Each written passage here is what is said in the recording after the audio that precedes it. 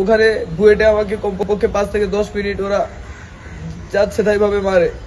বৈষম্য বিরোধী ছাত্র আন্দোলনের হাসিব, শুভ, ওরা হচ্ছে আবরার এবং আরো অনেকে, সাইফুল্লাহ, এরা সকলে হচ্ছে আমাকে মারছে। থানা পর্যন্ত রিক্সাতে ওরাই নিয়ে আসছে যখন দেখছে যে সিচুয়েশন খারাপ একদমই। ওরা হচ্ছে চেকগুলা করে থানায় দিয়ে আসছে। আপনারা চাইলে থানার সিসিটিভি ক্যামেরা ফুটেজ চেক করতে পারেন। আমাকে না দেখায় যারা আমাকে মারছে তাদেরকে দেখান ভাই। কারা মারছে আপনাকে?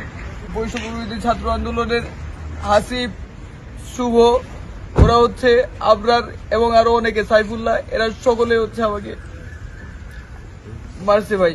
কেন মারছে? আমি যাই না, উইদাউট নো রিজন।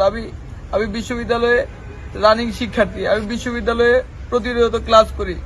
আমাকে শুধু শুধু হচ্ছে ওরা বুয়েটের কাজী নজরুল ইসলাম হলে আমি খাইতে গেছি সেরি, ওরা হচ্ছে ওখানে খাচ্ছিল, হঠাৎ উঠে হচ্ছে আমাকে হচ্ছে ওরা নির্মম ভাবে হচ্ছে 2-2.5 ঘন্টা মারছে।